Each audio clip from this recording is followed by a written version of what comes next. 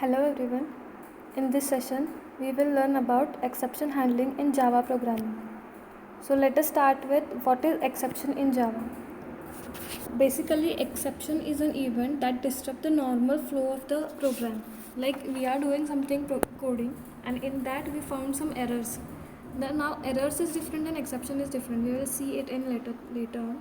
An exception basically is an event which occurs during the execution of a program, and because of the exception, the normal program gets interrupted. So all the exceptions are usually handled by Java compiler. And when an exception occurs, compiler provides an error message and terminates the program. So we did not get the output of the program because of exception. So we need to handle that exception, and in this session we will learn how to handle the exceptions and what are other exception clauses and what are the types of exceptions. So let us see what are types of errors. Now we all know when we are doing something coding or we are doing compiling the code, we get some errors. Now that errors are kind of semicolon missing, statement missing, or some logical errors or some misspelled errors. So similarly, here also we have similar types of errors. Like first is syntax error. Now in syntax error, it refers to a grammatical error while writing code of program. Means we are writing some of the code and we had done some grammatical mistakes. Now what grammatical mistakes comes under the syntax code, we will see, that is misspelled variable and function names. Now we had given some of the variable as data type integer, but we had written some of the wrong data type name. So that comes under the misspelled variable and function name. Next will be a missing semicolon. We may sometime miss to write the semicolon at the end of the line, so it also comes under that. Improper matching parentheses, square brackets while writing or declaring some function, we may have some other missing parentheses or brackets, so it comes under that. Next error is runtime error. Now it occurs when a program with no syntax error asks the computer to do something that computer is unable to do.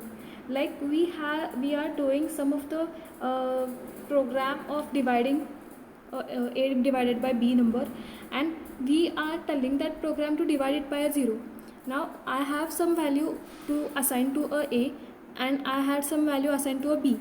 Now when we have to divide a divided by b, now a is suppose 5 and b is 0, so it will give an error. Now we didn't call it an error, but it will be stop the compilation of the program. It does not give any output.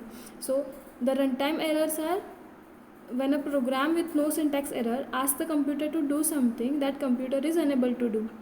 Next, we are trying to open a file that does not exist, and we are doing a program of file handling, and in that case we are trying to open some of the file which does not exist in the system. So in that case it will show an runtime error, though we had written a code properly, but there is no file exist in the system. Hence that's why the exception will occur in this type of errors. Next is logical error. Now logical error occurs when there is something wrong in logic of the program. Now it may be a multiplying when you should be dividing, or adding when you should be subtracting, or opening and using data from the wrong file, or displaying the wrong message. Basically it shows an error in the logic, whatever the logic you are writing in a programming code. Now it is correct or not, based upon that we will be getting an errors, and that such kind of errors we will call it as an logical errors. Next we will see the hierarchy of exception classes and subclasses. As we had seen that exception occurs during the execution of a program and that interrupts the natural flow of the program.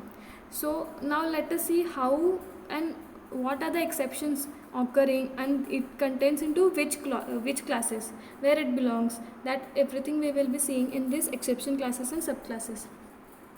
So in this case you will be seeing that there is a difference between an error and exception. Now in the case of error, there are linkage error, virtual message error, and AWT error. So these all the stuff comes under error. error category. Next we have an exception category. In that exception category, the first is class not found exception. Now when the class not found exception is occurred, that means you are giving a name to the class which is does not present, or you are searching for a class which is not valid or which is not declared. So in that case the exception occur will be class not found exception. Next will be IO exception. IO exception stands for input output exception. Now in case of input output exception, when you are trying to give an input which is wrong, or you are expecting some output which you hadn't inputted properly, then in that case you will be getting an IO exception error. So for example, if you want to get an input like numbers, and you are giving something like floating value, so in that case instead of integer you are giving string, or you are giving a floating value, then it gives an exception, and that exception we will be calling as IO exception, that is input output exception. So such type of exceptions are included under the exception category, and there are runtime exceptions, AWT exceptions. Another exceptions you are under the runtime exceptions are arithmetic exceptions, null pointer exceptions, index out of bound exception, illegal argument exception.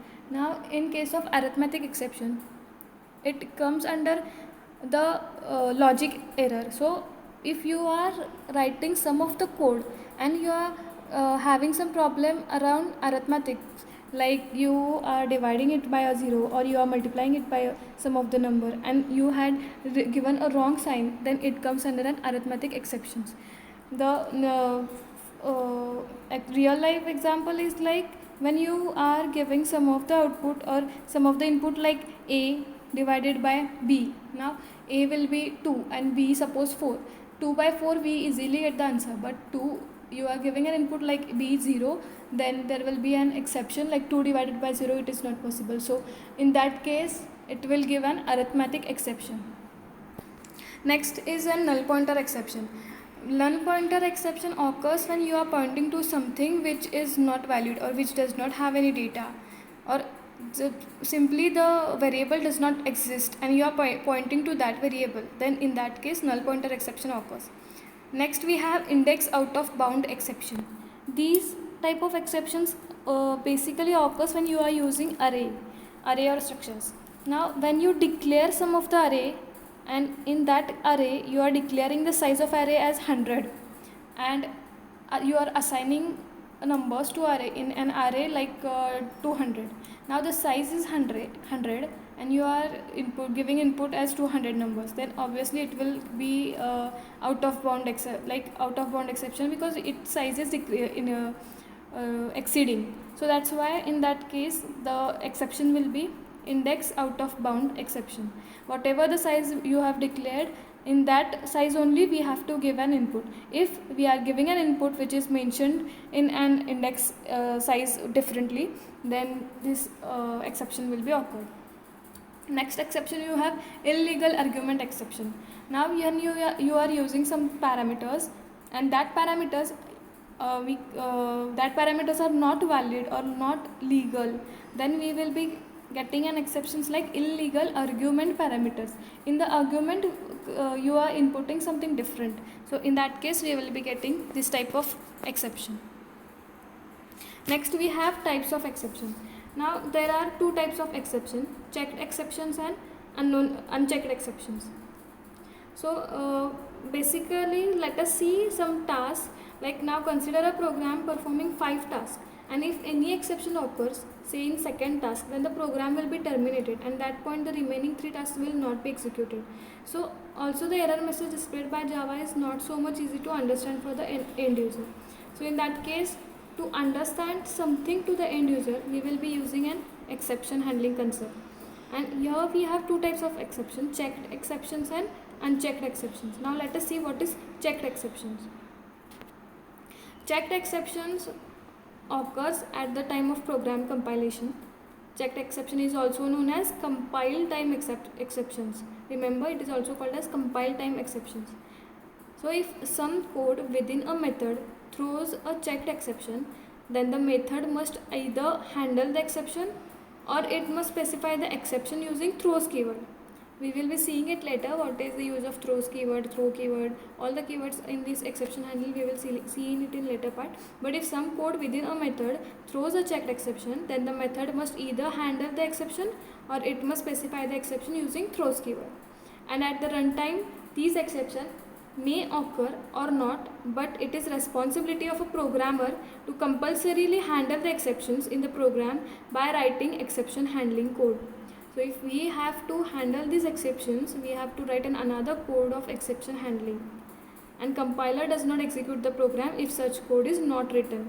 So in these checked exceptions, we have to write a separate code of exception handling. So now see, what are the exceptions which comes under an checked exceptions.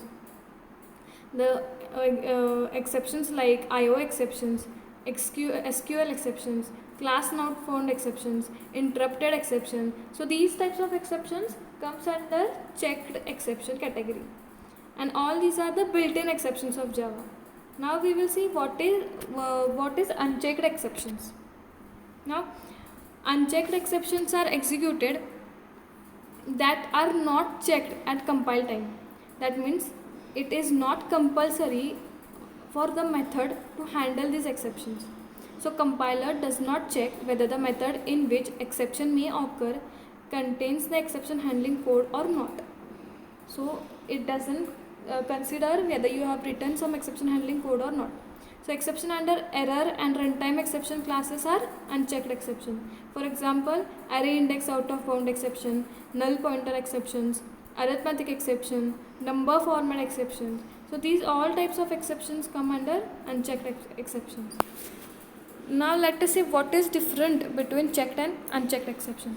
So basically checked exception is checked by the compiler, and in unchecked exception does not checked by the compiler.